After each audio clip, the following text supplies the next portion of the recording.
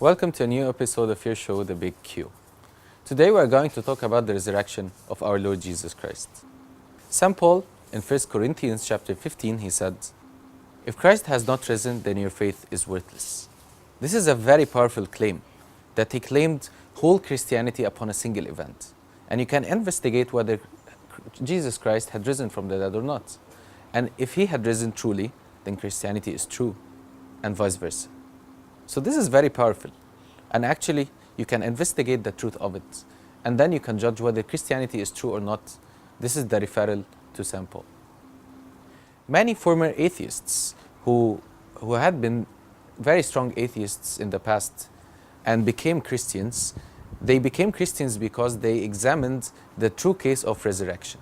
And they found out that Jesus Christ had truly risen from the dead. And that Christianity is true based on this single event, but very powerful and historical event. So let's now examine this case and let's investigate whether Christ had truly risen from the dead, or this is just a scam, or maybe some of the claims that they say that maybe the disciples had stolen the dead body, or he had not risen truly. Maybe this is true, but let's find out.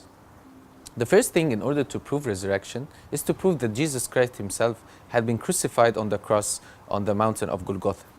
And this piece of info, it's very important because there is no any historian that denied this fact, that Jesus Christ had been crucified on the cross. And more than 10 historians, non-Christian historians, beside the Talmud, which is the Jewish tradition, had proven and had written that Jesus Christ himself had been crucified on the cross. And thousands of people had seen this event this day. And also, if he had not been crucified, then what would have happened?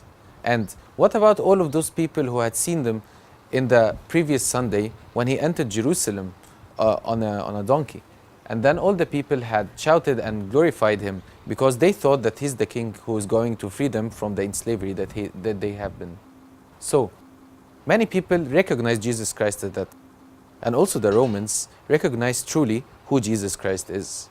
And that's because Jesus Christ was a public figure in that time. No one ever could doubt who Jesus Christ is. So if he had not been crucified, then it was very obvious for them. And anyone would have said, no, this is not Jesus, and this is someone else, and let's find out who Jesus is. But also, many people had known Jesus by heart, and they knew who Jesus is. Also, St. John and St. Mary, when they were under the cross, Jesus himself spoke to them. And if he had not been Jesus Christ, they would very easily recognize him, because who knew him better than his favorite disciple and his mother in flesh? So now we have proven that Jesus Christ himself had been crucified from the dead. Now let's move to the other part, the resurrection part. The first dilemma in the resurrection, or the first puzzling case for many of the people who doubt the resurrection, is the empty tomb. Jesus Christ had been crucified and died, and then they buried him in a very well-known tomb. This tomb was very new, and this tomb was very recognizable by all of the country. And then when they buried him in this tomb, many people knew where did Jesus lay down his dead body and where was he buried. And that's why many people knew where is the tomb that Jesus Christ had died and buried in. So after resurrection, they didn't find the dead body. And that's very puzzling, because if I want to demolish all of the resurrection case, very easily I would show the dead body, and then I say, hey everyone, this is the dead body of Jesus Christ. Then, case is over, he didn't rise from the dead, all of you had lied about this. But up till this moment, no one knows where is the dead body. Where is the body of Jesus?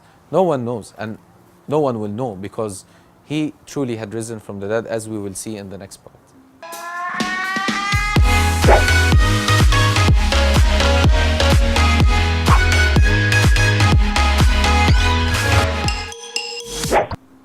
After the empty tomb, there is something else very puzzling. If the disciples had stolen his body, as some people claim, first of all, why would they steal the body and then die for something they knew they would lie about? This is very puzzling also, because if I invented up a lie, why would I die for it? I may lie for it, I may gain position for it, I may gain money for it, but eventually I wouldn't die for a lie that I invented. And that's very puzzling for many people who doubt the resurrection of Jesus Christ. Actually, the faith of the disciples didn't lead them to any of the position or any of the glamour or any of the glory or any of the money. Instead, they suffered for their faith, and actually they died for their faith. So why would they die if this is not true? And what would they gain if they invented this lie that Jesus had risen? Instead, they had suffered in many different ways, and they were despised by all of the community, and they suffered very much for this cause. And actually, they wouldn't suffer if this is not true and if this is not the way they really had seen it.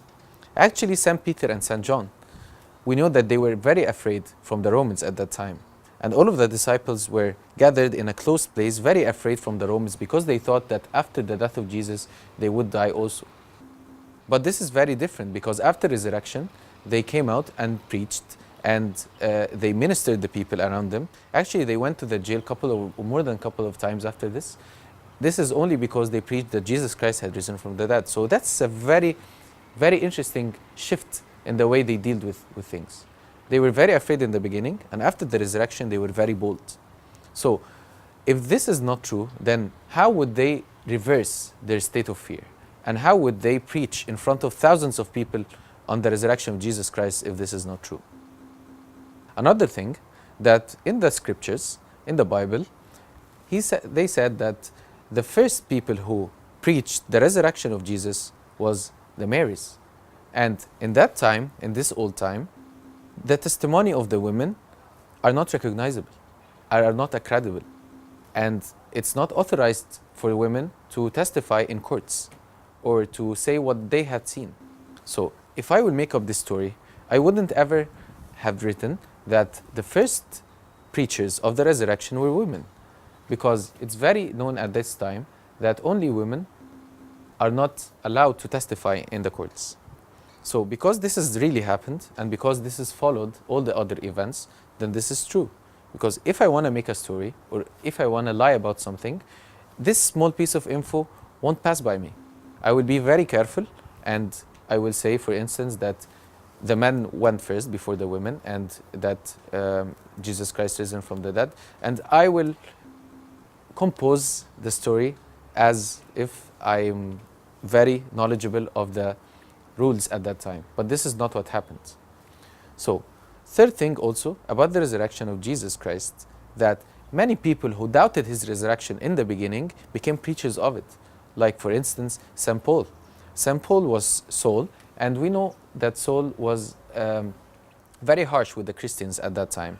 He even killed Christians for their faith, and he doubted everything about Jesus Christ until an extraordinary event that he saw, and then it changed his life.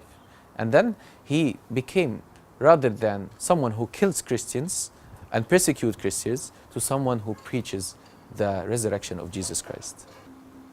All of this info are very overwhelming and very interesting. And many people had seen that Jesus had risen from the dead. As it's written in the Holy Scriptures, that more than 500 people saw him alive after this, besides his disciples and many others. So many people had seen Jesus after he died and he risen from the dead. And many people till today, up till this moment, are really investigating whether Jesus had risen from the dead or not. And when they found out that he had risen, they believe in Christianity. When you present this to your kids or children in your home or at Sunday school, you have to present it in a form of story. It's like investigation.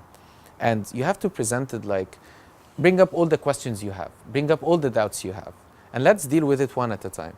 And then you will see how much this case holds together, and it's integrate, and it's very much appealing that Jesus Christ had really risen from the dead. And as St. Paul said, if Jesus Christ not risen from the dead, then your faith is worthless. But actually, it's not worthless, because we believe in the resurrection of Jesus Christ and that he defeated death. Thank you.